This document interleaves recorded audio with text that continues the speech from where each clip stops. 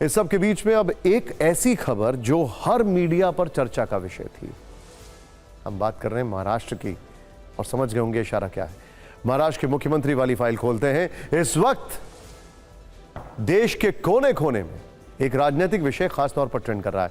महाराष्ट्र का मुख्यमंत्री कौन होगा यह तो तय नहीं है, लेकिन यह पक्का है कि एकनाथ शिंदे अब सीएम नहीं बनेंगे।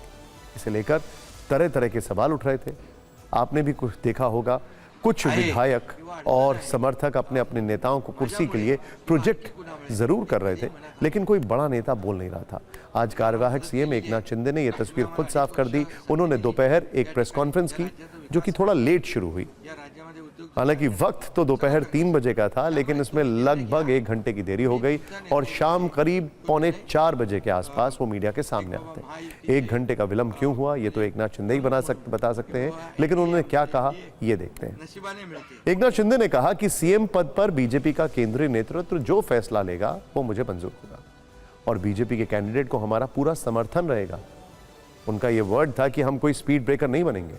हमारा मुख्यमंत्री पद पर दावा है, ऐसा कहना ठीक नहीं। मैंने पीएम मोदी और अमित शाह को फोन करके कहा कि मेरी तरफ से सरकार बनाने में कोई अड़चन नहीं होगी। मैं साफ मन का व्यक्ति हूं, अपने मन में कुछ नहीं रखता। मैं नाराज नहीं, लड़ने वाला व्यक्ति हूं। बल्कि उन्होंने कहा मैं नाराज नहीं, काम करने वाला व्यक्ति हूं और लड़ने वाला व्यक्ति हूं। आपको पहले उनके बयान का कुछ अंश सुनाते हैं, फिर आपको यह भी बताएंगे कि जिस वक्त ये प्रेस कॉन्फ्रेंस चल रही थी उस वक्त दिल्ली में किस तरह की सियासी हलचल।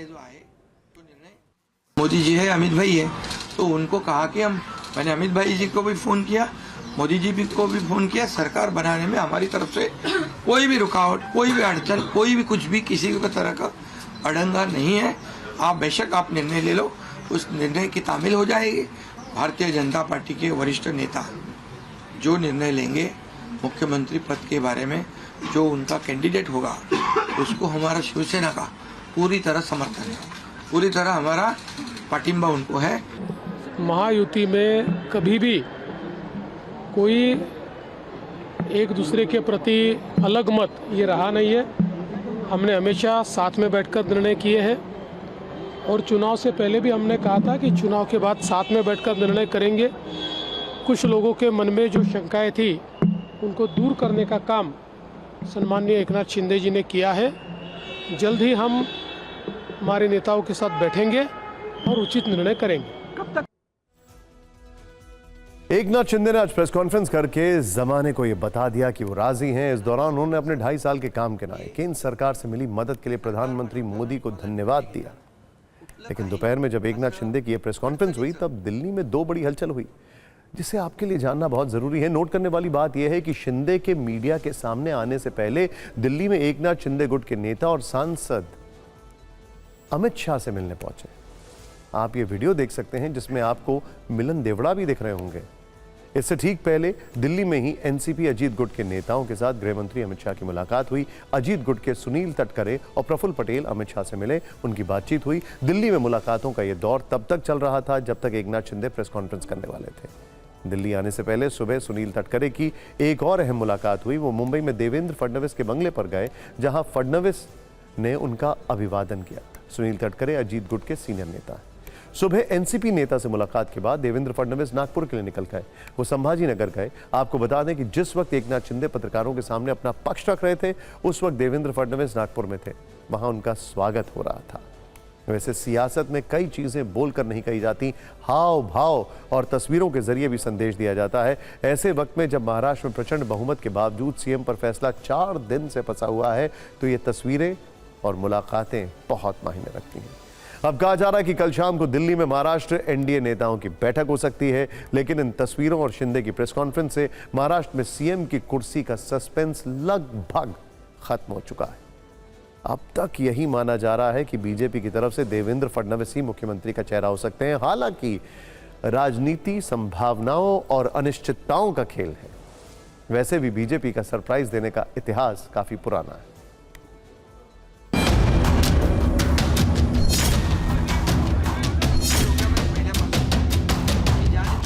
एकनाथ जी की भूमिका ये स्वयं स्पष्ट है, महायुति को मजबूत करना है, एनडीए को मजबूत करना है, जनता को दिए हुए आश्वासनों को पूरा करना है। ये महाराष्ट्र के लिए और आने वाले महाराष्ट्र के विकास के लिए सभी समाजों के लिए, सभी विकास के एजेंडा पूरे करने के लिए महत्वपूर्ण है। के जो उनके आकाओं का जो निर्णय रहा है बीजेपी के, वो जो राज्य में मध्य प्रदेश हो, छत्तीसगढ़ हो, कई राज्यों का उदाहरण दे सकते कि चेहरे जो थे वो गायब कर दिए हैं। अब महाराष्ट्र में क्या होगा इसका अंदाज तो मैं नहीं बना सकता हूँ, लेकिन जो ये सब मामला लेट हुआ उसके पीछे में बहुत बड़ा गणित है। मैं बता रहा हूँ अभी क्या क्या होगा आगे देखिए। जीवन में असली कल शाम दिल्ली में देवेंद्र फडणवीस, एकनाथ शिंदे और अजीत पवार गृह मंत्री अमित शाह से मिलेंगे। तब पिक्चर पूरी तरह साफ होगी। इस बीच हमारे संवाददाता राजीव सिंह ने बीजेपी सूत्रों के हवाले से कुछ जानकारी जुटाई है। सूत्र बता रहे हैं कि भले ही नाम की घोषणा नहीं हुई हो, लेकिन महाराष्ट्र के अगले मुख्यमंत्री की रेस में देवेंद्र फडणवीस सबसे आगे हैं। उनके नाम पर बीजेपी के केंद्रीय नेतृत्व की मोहर लगभग लग गई है। सूत्र बता रहे हैं कि 25 नवंबर की देर रात दिल्ली से बीजेपी के एक वरिष्ठ नेता ने एकनाथ शिंदे को फोन किया और उन्हें बीजेपी के अगले सीएम होने की जानकारी दी। अगले दो दिन में बीजेपी के पर्यवेक्षक मुंबई जाएंगे, जहां विधायक दल का नेता चुनने की औपचारिकता पूरी की जाएगी। सूत्र बता रहे हैं कि देवेंद्र फडणवीस को सीएम पद के लिए एनसीपी अजीत गुट का समर्थन मिलने से एकनाथ शिंदे के तेवर नरम पड़ गए। उनके पास कोई विकल्प नहीं बचा है। अब 2 दिसंबर को मुंबई के शिवाजी पार्क में शपथ ग्रहण समारोह के आयोजन पर विचार चल रहा है।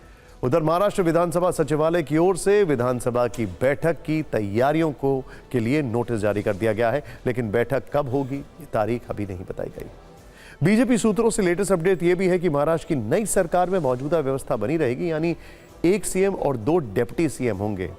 इसमें इंटरेस्टिंग बात यह है कि जब एकनाथ शिंदे से सवाल पूछा गया कि क्या आप डिप्टी सीएम बनेंगे, तो उन्होंने इस पर कोई जवाब नहीं दिया।